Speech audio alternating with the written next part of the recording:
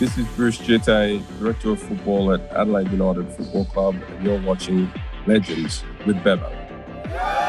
Welcome to Legends with Bevo, thanks to Anytime Fitness Glenelg. The great Bruce Djite, great to have you on Legends with Bevo for a chat, mate. It's all happening at the moment at the Reds, unfortunately for all the wrong reasons, with one of our marquee players, James Troisi, leaving the club within the last couple of days, obviously 2 weeks prior to the season kicking off. Not ideal, mate. What's been happening? Tell us all about it. Yeah, it's obviously not ideal, but, we got an email on the weekend from his father saying that he requested a termination of his contract in September originally, when we didn't know what the distribution would be from the Football Federation to the clubs, when we still had a full roster of players. We hadn't done any business in the transfer market. So, Riley McGree, Paul Izzo, Nikola Mileušnić, Lachlan Brook, players that have since been sold overseas or departed to overseas. They were all still on our books. So, we made the financial decision that we need to let the more expensive players, James being one of them, give them the opportunity to speak to other clubs, because quite frankly, we just couldn't afford to keep those players. When I did a radio interview yesterday, KG and Wildy, and they were like, well, maybe he didn't feel like he was wanted, but my my rebuttal to that is, it's a COVID world. The distribution ended up going from 3.2 odd million to 1.7 odd million. There's industries the world over making difficult financial decisions. This was a difficult financial decision for us, but the Qantas pilots are just as good as they've always been. If there's no planes to fly, then it's very hard to meaningfully employ them.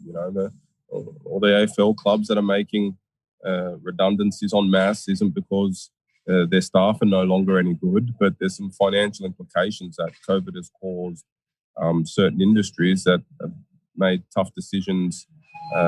You have to make tough decisions. So telling James that he was free to speak to other clubs was one of those difficult financial decisions. But very soon after that meeting and discussion, we sold Riley, we sold Lachlan Brook, Nikola Mileušnić went to Denmark, and we sold Paul Izzo.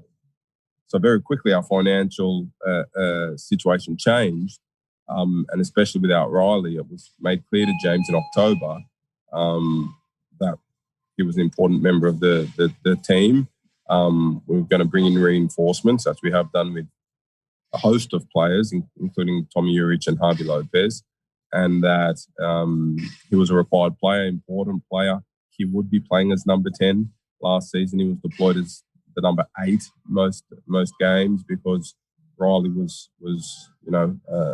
certainly our most impactful player in that number 10 position. So things changed relatively quickly. It was made very clear to James in October that was the case.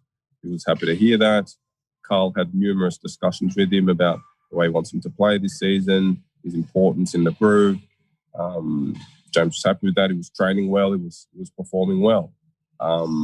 So for then 2 weeks out from the season to get an email saying he wants to terminate his contract was extremely disappointing, as I've said in numerous interviews.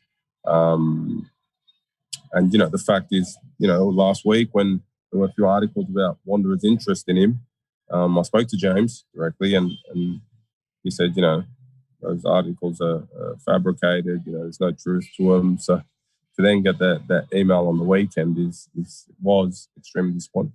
Yeah, you've answered it really well, Bruce, and I can see why, previously he was looking elsewhere, but like you said, you actually explained it to him that he's a wanted player, and we understand with the whole COVID situation that, the money cap salary cap's been cut dramatically this year or for this coming season. Yes. Yeah, it does sound very bizarre. Was there any bad blood between James and the club? Because to just come out and just leave like that, it just seems like such a weird situation. Yeah, it does. Look, it took us by, was certainly not what we were expecting. You know, I did an interview this morning and I was explaining on that program that if the discussions throughout October and November, when we were saying that he's a required player and he's an important player for the team, if the discussion was, you know, from him that, you know what, I actually felt really disappointed and upset when I was told I was able to speak to other clubs. I felt unwanted, you know, I'm not particularly happy, etc. Then it's a different thing, because then you expect him to perhaps make a move. But that wasn't the basis of any of the discussions. All his discussions with Carl were very positive. He was keen to be a part of the team, etc., etc., etc.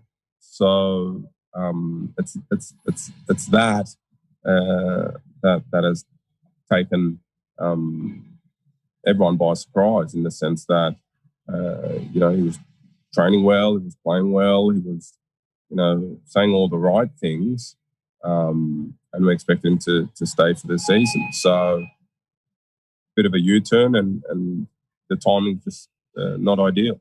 Are you disappointed in the Western Sydney Wanderers as well for getting involved in this?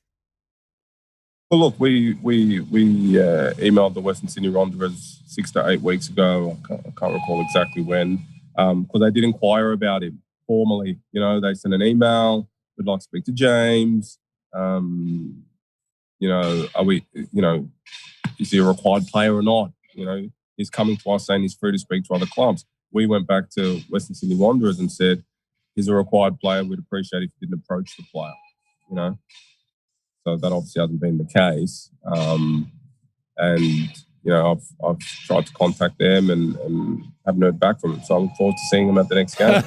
Yeah, bring that on when we play them. That's going to be awesome. It's almost going to be like the old Melbourne Victory versus Adelaide days. Hey, Bruce. It'll add a bit of spice to the clash, that's for sure. Hey, in the meantime, though, obviously the season starts in a couple of weeks, like you mentioned before. Have we started looking for a replacement yet? Yeah, we've started looking for a replacement immediately. So those discussions are ongoing, and we'll keep looking for a replacement. It's not easy to find, and not just difficult to find, but also it's difficult to get people into the country. Yeah. So challenges abound, but you know, that's our job, and you know, it's not just me scrambling for players. I mean, there's a whole host of people in that office that are working very hard to find a replacement and to put the right process in to make sure that whoever that replacement is can get into Australia. And let's talk about your role as football director of Adelaide United. Congratulations on that, mate. You're doing a wonderful job. What a year, though, to start with all the challenges we've had this year with COVID. Yeah, it's been a very interesting year, but, you know, that's the best way to learn. Challenging times. People show their true colours in challenging times. And, you know, you learn the most through challenging times. You know, people talk about content and context knowledge. I mean, you know, there's no book, no content you could have read that would have prepared anyone in leadership positions for the challenges that COVID has presented.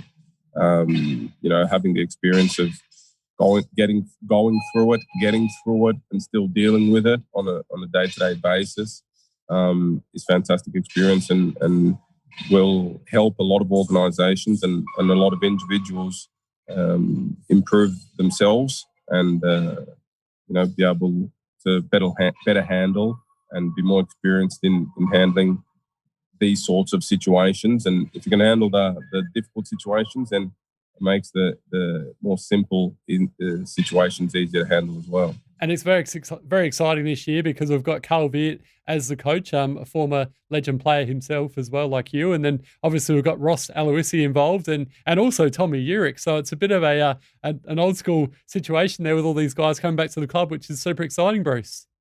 Yeah, super exciting. So it's the culture we're trying to build. It's very South Australian focused. Doesn't mean we won't look overseas for players. It doesn't mean that our team will be 100% South Australian, but you know, I'm very proud with the coaching staff, the playing group, and you know, the direction the club's going. I think it's the best way to remain sustainable. It's the best way to engage with fans, and that's what we plan on doing. And you know, it's one thing to bring success on the pitch, it's also important for us to be successful off the pitch. So it's important to find that balance. It's important to have experienced players. It's important to promote youth. So we've got to find the balance on a lot of these things. But I think we're certainly putting down some good foundations that will hold us in good stead and put us on a good path for sustainable growth. And as fans for the coming season, what have we got to look forward to, Bruce? Tell us the kind of game plan we're going to be playing. That's probably a question best reserved for the coach, but on a broader answer, like I'm not going to tell you who's going to play where and what they're going to be doing, but we're there to play exciting football, and we've got a team of young, exciting, attacking players, solid defence. We've increased the depth in our defence. So we should be able to find a good balance between playing exciting, entertaining football with a lot of goals, as well as having a strong defence that should mitigate counter attacks and any risks that are posed from playing an attacking brand of football. And you're obviously one of the club legends, the highest goal scoring player for the Adelaide United side with 44 during your career. Talk us through the Bruce Djite story there, mate. How did you end up playing for Adelaide United, then obviously going on to play overseas and representing your country as well? Well, that's a long story, but in summation, I was at the AIS and John Cosmina came over to watch a few games. I'm not sure if we were playing New Zealand or Japan. There was a little round robin at the time. And he asked myself and Nathan Burns to come on trial. He ended up picking Nathan Burns, but back then there was injury replacement players where you could come for 4 weeks at least till the squad player was recovered, and then you had to go back. So I was back and forth between Adelaide and the AIS for multiple months. Eventually, if you keep banging on the door, knocking on the door, someone's going to give you a contract, and I was lucky enough to end up getting a contract and played here for a couple of years and then moved on to Turkey. Obviously, played there for a few years. Was part of the Socceroo setup for those few years also. Came back to the Gold Coast, played for a year. My initial idea was to come back to Adelaide, obviously, but Nick Bianco just handed back the licence at that time. It was a difficult time for the club. So I went to Gold Coast for a year, then came back to Adelaide, stayed here for an extended period, went to China on loan in between when the A-League season shifted, but stayed in Adelaide for an extended period till we won the Premiership and Championship double. Also won an FA Cup on that journey, and then went off to South Korea for a couple of years and Indonesia to wrap it all up. And I'm very privileged and lucky to be in this role as football director of the club I truly love. So that's the summary, brief one. That's my story in my footballing story in a nutshell. Anyway, you've answered it very well. And let's talk about the 2015-16 season, because what a season it was. Obviously, not off to the great starts under Amor, but then just incredible scenes, seeing 50,000 plus people at the Adelaide Oval back in 2016 and seeing Adelaide United win their first ever championship. What a thrill that must have been, Bruce. And talk to us through how you guys did it. Oh, look, it was just it was a momentum thing. When we were in a rut, we got worse and worse and worse and worse, and all of a sudden we pulled ourselves out of that quicksand, if you like, and once we're on the up, we just kept going up and up and up and up. It was a season, obviously, of ups and downs. We had a very calm coach, which I think got us over the line at the crucial point. And the pressure was on and everyone was amped up. Guillermo was always the calming influence. He'd been there, he'd done it on the biggest stages in the world. Nothing flustered him. Nothing was a surprise to him. He was very calm, very relaxed, great coach, and really steered us to success. But it was a great group, a great team. Through the darkest moments in those early rounds when nothing was working for us, no one turned on each other. There was no bickering. There was no people just giving up and not pulling their weight. Everyone was trying hard. I mean, we probably tried harder earlier on in the season than what we were doing at the back end when everything was happening automatically for us. So, it was a really tight-knit group, really good group, fantastic coaching staff as well. And we were a bit lucky as well. But you need a bit of luck if you're going to win championships. And, we worked extremely hard and had a very, very talented squad at that time. Talented squad of individuals and fantastic camaraderie and a great team. Yeah, I still remember being there, and it was just unbelievable, the scenes, seeing us win the championship. And like I mentioned before, the atmosphere as well was just something that's out of this world, Bruce. So being a player, being a part of it would have been unreal, no doubt. Before I let you go, I just wanted to ask you a couple of quick ones. The best player that you've ever played with and against? Very hard. Obviously Harry Kuehl was fantastic. Mark Viduka was unreal. Like, he was just so much better than anything. We've got no one close to him, since he's come. Like, it was that good. Played against. There were two games. There's two games that really stand out for me. One was a Socceroos game against Holland in Holland. I think I played the last 20, 30 minutes. They were at a very high level, obviously, the Dutch team. And another one was when we played Mexico Olympic team in Los Angeles for the Socceroos. They were a really top team. Like, that game was so hard. Like, they were just so good. They're the two that come top of mine. And, obviously, we played, in Turkey there was the Galatasarays and the Fenerbahces that obviously had squads full of top talent. Ange Postopoglu's Brisbane Roar, very hard to play against them. So, yeah, across the spectrum, there's been some pretty good teams I've played against. In terms of individual players, Del Pierre, who played for Victory, and Zvansvijk, who played for Mariners, here in Australia, were formidable defenders. Like, I never enjoyed coming up against them. Obviously, internationally, I'd definitely say that, Lucas Neal was a fantastic defender. You didn't want to come up against him in training, that's for sure.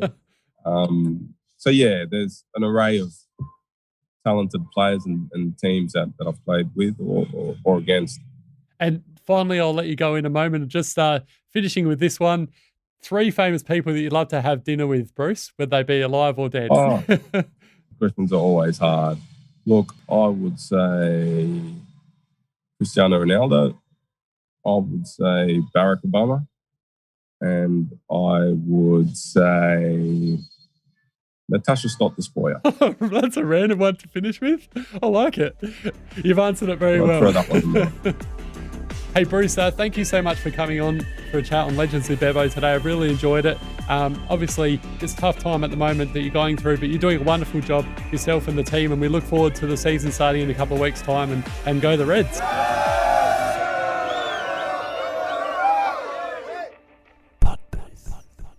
Sounds so good.